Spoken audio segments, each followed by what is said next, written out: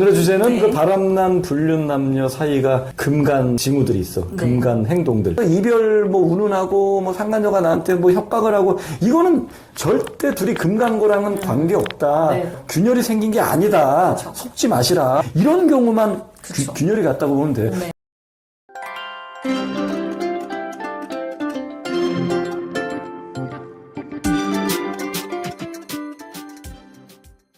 안녕하세요. 배우자 외도 건강히 바란다. 여풍당당 여풍당당 상담계 해법 있는 바람주치 묻지마반디. 근성 있는 외도 해결 변호사 이긴다 조변 조준현 변호사입니다. 네, 반갑습니다. 자, 오늘 들어가기 전에 예. 이제 저희 상간 소송을 저희는 주로 하잖아요. 네. 그건 이제 이혼하지 않고 상간녀나 상간남을 상대로 손해배상을 구하는 건데 이 소송과 이혼을 하게 됐을 때 그 이혼 절차가 어떻게 관련 있는지 그 재판 절차상에 한정해서 조금 말씀을 드릴게요. 이거 그냥 상식적으로 알고 계시면 좋을 것 같아요. 왜냐면 상간 소송을 하시는 분들은 이제 배우자 외도 때문에 이혼을 하게 되는데 내가 협의 이혼을 상간 소송 하는 중에 협의 이혼 하게 되면 아니면 재판이 하게 되면 이게 어떻게 변하는지를 되게 궁금해 하시거든요. 상식으로 상간녀 소송이 네, 상간녀 소송이 이혼 어떻게 소송이랑 같이 진행될 경우에 같이 하거나 아니면 상간 소송 먼저 했는데 중간에 이혼을 하고 싶어질 때가 있잖아요. 그래서 이혼 소송이 들어갔거나 네, 들어가거나 상대방이 협의- 걸거나 네, 상대방 걸거나 아니면 내가 그냥 이혼을 그렇지. 하는 경우 상대방 거기서 기각시키는 건 빼고 일단 협의 이혼하거나 뭐 조정이나 이런 걸로 이혼을 하게 되는 경우 어떻게 바뀌는지 나는 뭘 말씀하시는지 약간 눈치챘어. 아 그래요?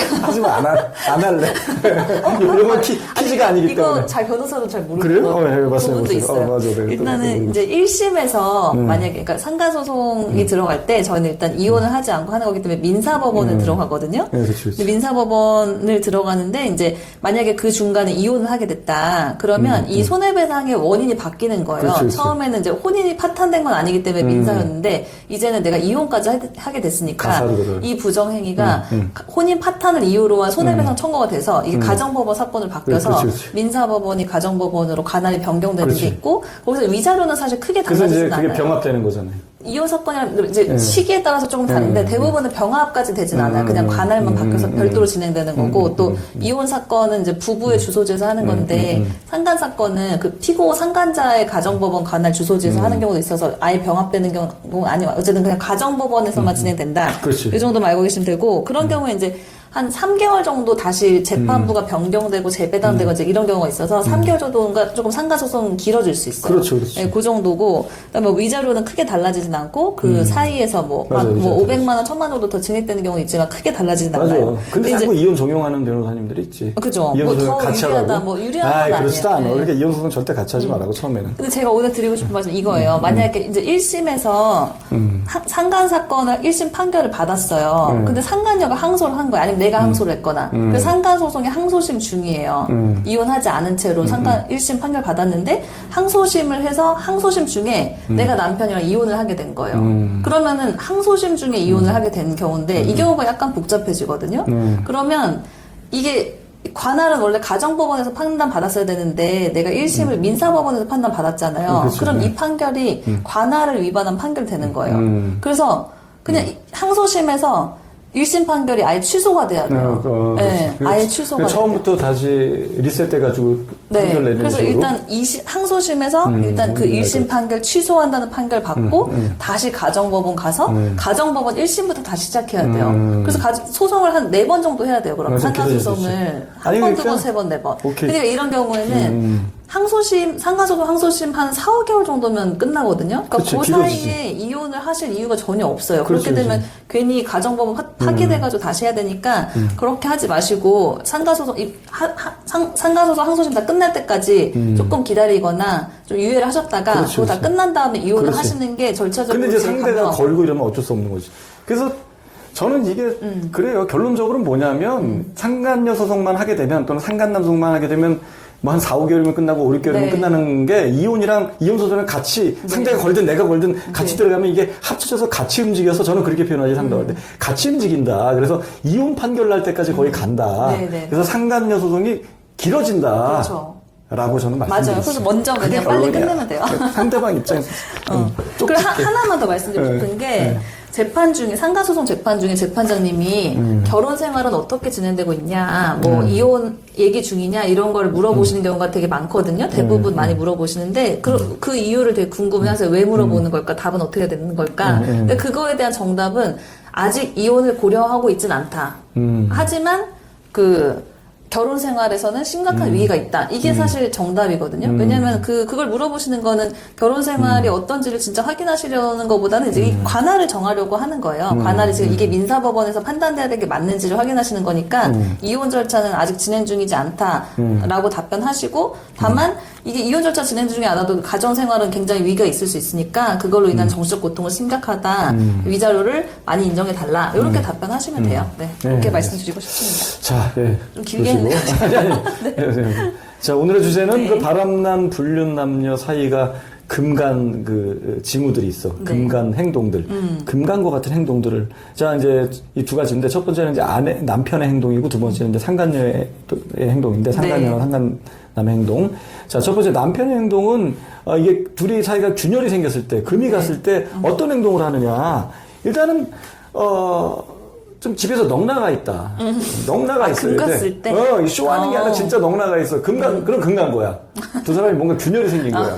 그러니까 아내분이 잘하고 있는 거지. 아내분이 이제 증거 잡아서 상간녀를 특히 상간녀 맹폭격하고 이럴 때 나타나는 현상인데 집에서 멍 때리고 있고 자꾸 짜증내고 그러면서 급기야 이혼 요구까지 하는 거. 그러니까 멍 때리고 넉나가 있고 짜증내고 첫 번째는 두 번째는 이혼 요구를 다급하게 빨리 이혼해 제발. 그거는 뭐냐면 균열이 생긴 겁니다. 네. 그래서 상간녀를 붙잡으려고 혈안이 돼서. 그거는 나는 마음이 아직 안 떠났는데 상간녀가 이제 그만 만나서 그랬을 때에 나오는 행동들이에요. 이런 행동들이 보통. 그러니까 급하게 이혼 요구한다는 건 뭔가 이제 상간녀나 상간남이 발을 뺀다.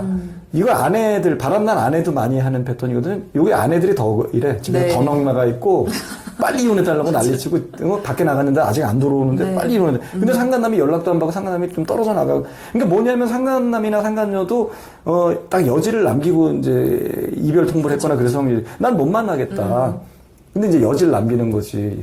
응? 그러면 만나려면 이혼하고 오든지. 꼭 그 얘기를 던져. 그러니까 내가 너가 싫어서는 아니다. 너가 이혼하면 내가 받아줄게라고 하니까 유일한 방법이 이제 그것밖에 없는 거야. 그러니까 다급하게 쪼는 거거든. 절대 넘어가지 마시는 얘기. 지금 균열이 생긴 거다. 금이 간 거다. 오케이, 내가 잘하고 있구나. 더 거세게 둘이 못 만나게끔 상간녀 계속 치고 소송 안 가서 상간녀 소송 또 걸고 이런 식으로 임하시라. 자, 두 번째는 이제 상간자의 행동인데 일단은 이거는 조금 구체적이야. 이건 약간 심리적인. 상간자가 이런 행동을 하면 약간 끝낼 생각이 있는 거고 약간 금이 간 거야. 일단 첫 번째 뭐냐면 우리가 이제 뭐 이렇게 조정으로 들어갔을 때 이제 금액 플러스 내 의견을 넣을 수 있잖아요. 거기다 위약보를 넣잖아. 뭐 1,500에 니네들 연락하거나 만나면 이후로 뭐 회당 500만 원, 뭐 1,000만 원 배상한다. 또는 뭐 얼마, 뭐 몇천만 원 배상한다. 이거를 하자라고 피고 측에 상간자 측에 얘기를 했더니 상간자 측에서 하겠다. 위약보를 받아들이는 경우. 이거를 끝낼 생각이 어느 정도 있는 거예요. 조금 금이 간 거야. 물론 그거 받아들이고 몰래 만나는 경우도 봤지만 제 오랜 경험치고는 헤어진 경우가 더 많았다. 굳이 만날 거면 그런 조항을 걸지 않죠. 그래서 제가 조정을 이걸 받아들여야 됩니까? 저 판결로 가야 됩니다. 이러는데 판결이나 조정이나 화해 공고나 다 비슷한 겁니다. 어차피 다 판결문과 같은 효력을 지니는 건데 오히려 조정도 괜찮습니다. 조정 금액이 타당하면 위약보를 넣어봅시다. 위약보를 넣어보면 그래도 전 제가 위약보를 넣으라고 하는 이유가 있습니다. 꼭 위약보를 받고선 뭐 조정을 하라는 얘기가 아니라 상대방이 어떻게 나오는지 한번 보려고 그러는 겁니다. 그럼 제가 분석이 됩니다.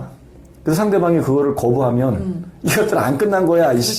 죽어도 우리는 안 헤어지겠다는 그런 강한 의지인 거고 만약에 이거를 받아들이면 이제 정리하겠다는 어떤 의지가 있는 거라고 해석하시면 되는 거지. 그래서 일단 위약보를 받아들이는 게 있어. 그리고 또 상간자 행동 중에 그 불륜 남녀 두 사람 사이가 균열이 생긴 것도 뭐가 있냐면 구상권 청구를 했네 나중에. 구상권 청구했다는 거는 뭐냐면 돈을 안 내준 거야. 이를테면 상간녀가 구상권 청구를 한 거야 내 남편한테. 내 남편이 변호사비도 안 사주고 나중에 그 판결금 나온 것도 돈도 보태주지도 않았다는 얘기야. 악감정이 생겼다는 얘기예요. 짜증난 거야. 구상권을 건다라고 말하는 건 의미가 없어. 난 구상권 막 소송 걸었더니 바로 그냥 막 이렇게 협박하는 경우가 있거든요, 상간녀. 야, 나도 가만 안 있어. 나 가만 안 있어. 나 네 남편한테 구상권 걸 거고, 또 그런 얘기를 또 아내분 남편이 와서 해. 너 이렇게 하면은 그 여자가 구상권 나 청구한다 그러니까 너 빨리 취하해라. 구상권 되지도 않아. 구상권 패소하는 경우도 많아요. 그러니까 그런 경우는 금이 간 거다. 구상권까지 걸었다. 진짜 건 거예요. 네. 그러면 거의 둘이 끝물이라고 보시면 돼요. 그래서 이제 이런 경우만 금이 간 거지, 이제 착각하기 쉬운 게 뭐냐면, 뭐 아내가, 특히 아내분 중에 또 순진하신 분은 막 화가 나니까 휴대폰 딱 주면서, 뭐 내가 보는 앞에서 걔한테 빨리 이별 전화해. 이별 카톡해. 이별. 그리고 막 욕해, 걔한테. 막, 야, 이씨, 우리 끝내, 이제 나 들켰으니까, 이 미친년아! 그러니까 아내분이 너무 후련한 거야. 그리고 저한테 간드님, 드디어 헤어졌습니다. 헤어지다니요. 둘이 같은 회사 아닙니까? 지금 벌써요, 둘이 꿍짝꿍짝 자기 하나 잘했지, 잘했지. 이러고 있을 겁니다. 그때 그 증거를 보십시오. 이것들이 헤어질 정도가, 연놈들이 아닙니다. 제발 좀 순진하게 그런 거 하지 마세요. 그거 하지 마시라. 아무 의미 없다. 내가 보는 앞에서 이별 통보하는 게 무슨 의미가 있어. 그거 얼마든지 상대도 알아. 척이면 척이야. 걔네들은, 이미 불륜으로 맺어진 사이는 아내랑 남편보다 더 척이면 척이야. 이게 탁탁탁 맞아. 눈치가 더 빨라. 걔네들은, 워낙 쾌락으로 똘똘 뭉쳐진 네. 그거기 때문에, 거의 뭐 저기 콤비로 말하자면 장소팔 고춘자라고 모르죠? 장소팔 고춘자. 이름만 들어봤네요. 장소팔 고춘자. 네. 남철 남성만 죄송합니다. 나이가 나오네. 장소팔 고춘자 같은 그런 명콤비가 되는 거지. 그리고 그렇게 아내 앞에서 상간녀한테 그런 식으로 행동하는 남자는 약간 좀 마음이 쉽게 움직이고 좀 가벼운 사람일 수 있어서 또 상간녀가 막 이렇게 찾아와서 막 불쌍한 척하고 하면 또 그쪽에 붙을 가능성도 있는 것 같아요. 왔다 갔다 그렇지. 하는 사람일 확률이 높은 것 같아요. 그리고 또 잘 넘어가는 게 또 상간녀가 막 뭐 전화나 카톡이나 문자 해가지고 뭐 아내한테 네가 나한테 소송을 걸어? 나 네 남편 가만 안 둬. 그 새끼 막 이래. 막 그 네, 새끼 네. 나도 가만 안 두고 내가 걔 직장에도 다닐 거고 내가 끝장을 낼 거야. 막 이렇게 얘기를 하니까 드디어 둘이 이제 개싸움 하는구나. 끝나는 웃기고 있네. 그거 둘이 다 짜고 남편이 코치해준 겁니다. 남편이 자기야 내 와이프는 이렇게 얘기하면 겁이 많은 사람이서 이렇게 얘기하면 먹힐 수 있어. 그러면 소송에 취할 수 있으니까 일단 협박을 해.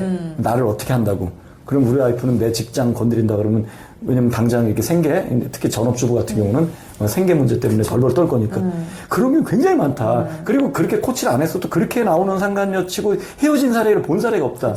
그러니까 내 앞에서 둘이 치고받고 싸우고 뭐 이별 뭐 운운하고 뭐 상간녀가 나한테 뭐 협박을 하고 이거는 절대 둘이 금강고랑은 관계 없다.